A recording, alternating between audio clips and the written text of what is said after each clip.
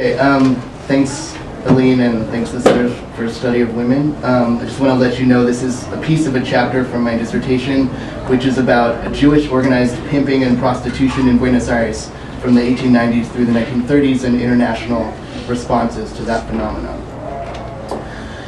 In 1936, a Polish-Jewish immigrant massage nurse and dancer came into the Buenos Aires office of the Jewish Association for the Protection of Girls and Women to request a favorable morality certificate. The Jewish Association determined, via its knowledge of the true nature of the cabaret where she danced, that she was actually a prostitute, and refused to grant her the certification of morality that she would need to legally bring her 19-year-old daughter from Poland to join her and her younger daughter in Buenos Aires. Although she begged for the certificate with the hot tears that only a mother could shed, the association's refusal was based on the fact of her dishonest livelihood, a less than edifying circumstance for the moral integrity of her girls. So here I'm quoting, but I'm not going to do this every time. So if I say weird things, it's because I'm quoting. The 38-year-old insisted that her daughters, like the owner of the house where she had been living for a year, knew that her nighttime absences were due to her profession as a nurse, corresponding to night shift work.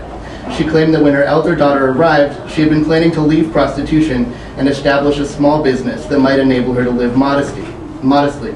While the association prevailed in its refusal of the morality certificate, it strongly encouraged her to pursue this new career path and agreed to reconsider if her intentions proved firm and sound. Notes on the case further state that her maternal feelings provide the basis for the consideration of the possibility of her rehabilitation in a short time. This prostitute's motherhood provided a point of leverage for the Reform Association to pressure her to leave prostitution. While in this case, reformers viewed maternal feelings as a sign of rehabilitation potential, other prostitute mothers were judged to be not only beyond hope of redemption, but endangering future generations and thus the broader community with hereditary degeneration. In the midst of an industrial and immigrant boom at the turn of the century, Argentina's intellectual and political leaders sought solutions to new social problems through such emerging disciplines as criminology, sexology, and anthropometrics. The Italian school of criminology, led by Cesare Lombroso, heavily influenced Argentine views on the origins and treatment of criminality. Lombroso and his disciples examined the physical characteristics of criminals, which they argued could be passed along with their antisocial behaviors from one generation to the next. Acquired characteristics could become hereditary, creating new generations born to crime. Although criminology replaced the religious metaphors of classic penal science with biological language, moral evaluation remained central. In this scheme, women were responsible for both the biological and moral propagation of the species, forming the nature's future citizens. Argentine municipal authorities, along with Lombroso, supported the legal regulation of prostitution, in which a state-sponsored brothel system controlled the spread of venereal disease through regular examinations and quarantine. This system was adopted in Argentina in 1875 and lasted through the late 1930s. Lombroso's influential book, The Female Offender, claimed that the exaggerated sensuality of prostitutes destroyed the spirit of self-abnegation inseparable from the maternal function, thus making the very existence of the prostitute mother something of a paradox. This theoretical gap into which the child-rearing prostitute fell created a conundrum for agencies that interfaced with their actual existence. One mechanism by which these ideas affected Argentine society far beyond the penal system can be identified in the 1930s efforts of a leading Jewish Reform Association to eradicate the long-term effects of the notoriety of organized Jewish pimps and prostitutes in the Southern Cone. The International Jewish Association for the Protection of Girls and Women was founded in London in the 1890s to fight against what had suddenly become substantial Jewish involvement in cross-border prostitution. The Jewish Association's local branch, the Ezras Nashim, this is Hebrew for women's section, as in the sort of temple balcony where women are segregated. So they called their branch the Ezras Nashim. It was established in Buenos Aires in 1901, the first branch outside of Europe and by far the most active local office due to the prevalence of prostitution in this city of mostly recent male immigrants and high-profile Jewish involvement in the organizational end of the sex industry. Although Jews were not the only ethnic group managing the city's legal brothels and clandestine places of assignation, they were the most organized and visible, both as pimps and opponents.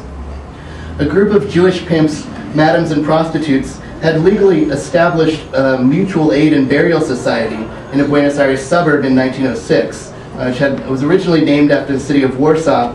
In the face of ostracism from the rest of the Jewish community, created its own cemetery, its own synagogue, health benefits, and a charity structure, all parallel to that of other immigrant voluntary associations. Later called the Zvi Migdal Society, this institution prompted outrage among co-religionists on both sides of the Atlantic, who called the group's hundreds of members Tameim, or unclean ones, and forbid them from entering the main Jewish burial grounds, synagogues, the Yiddish theater, and other arenas of communal life. A 1930 court case against the Zvi Migdal, which garnered international headlines, finally dismantled the pimp society and most members fled the country. In the wake of this success, Ezras Nashim harnessed its community influence to intercede in the creation of all new Jewish family units.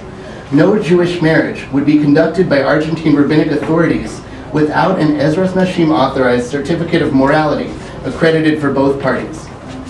Concerned with its reputation, the Jewish community granted this organization jurisdiction over families and rabbis to investigate and certify individuals' moral character and to block certain undesirable unions from taking place. To receive a morality certificate, prospective newlyweds had to provide information that included references from local relatives, non-related co-religionists who'd been in the country for several years, and moral guarantees from 2 commercial firms. The Ezras Nashim's report to London headquarters for the first half of 1934 stated that out of 119 requests, 27 morality certificates were denied based on the discoveries that applicants were already married, a lack of a moral guarantee, for failure to fulfill the legal and moral requirements, or to obtain the obligatory civil registry identification card. As seen in the case I described initially, the morality certificate also became necessary for relatives to bring minor children into the country. Well, Ezras Nashim thus took on a gatekeeping function for the Buenos Aires Jewish community, providing moral certification to guarantee a clean future generation, free of the taint of the unclean, Tameim. Concern with the moral purity of future generations of Argentine Jews also motivated Ezras Nashim's response to prostitute mothers. While some of the cases summarized in their records describe fallen but salvageable women, prostitute mothers generally emerge as beyond reform, dangerous to their children and to the broader community. In the Ezras Nashim's records, they wrote, "Fortunately, the number of prostituted mothers is very small compared to those who have not established homes. The fall of the former, of prostitute mothers, is much deeper and is the prototype of a complete degeneration. The responsibility assumed by a prostitute mother is much more serious than that of a single woman, because with the desecration of her own home, she violates the sacred principles of family, sowing the seed of evil in the breasts of her relatives." Ezras Nashim thus distinguished between prostitutes who do and don't have children, placing blame for the degeneration of future generations on these unfit mothers. Unlike in the case which I used as an opening anecdote, motherhood was not generally viewed as a possible exit route from the moral degradation of prostitution, especially when individuals fit the criminological analysis of unrepentant degenerates. A mother specified as not having been forced into prostitution by her hairdresser husband was threatened by Ezras Nashim with loss of legal custody over her children, and other relatives were brought in by the agency as auxiliaries to increase the pressure, as they lacked legal authority to take this action. The association also supported a man's 1931 petition to the Defender of Minors to take custody of a 14-year-old girl whose mother was reportedly a procurer. As criminologists recognize the influence of both heredity and environment, the only hope of preventing the seeds of evil sown by prostitute mothers from being reaped in prostitute daughters and other deviant offspring was to remove the source. I'm ahead of time. So, unlike in the eugenics movement in the United States, in which generally white, highly educated Christian reformers discouraged reproduction among African Americans and non-Anglo-Saxon immigrants deemed unfit, Jewish social reformers in Argentina attempted to delineate the boundaries of membership within their own community. Ezras Nashim's morality certification system, in particular concerned with prostitute mothers as a degenerative influence on future generations, revealed deep anxiety with the legacy of the substantial local connection between Jews and organized prostitution. It should be pointed out here that this agency's approach was not necessarily embraced by all members of the local Jewish community. The Polischen Verband, which was a large association of Jewish immigrants from Poland, in 1933 accused Ezras Nashim's principal employee of condescending to clients, being physically violent, taking actions in secret, and generally acting as if someone had appointed him guardian of our morality. Another point of debate remains how prostitute mothers understood their own choices. They certainly emerged from between the lines of these cases as fighting for their right to bear and raise children.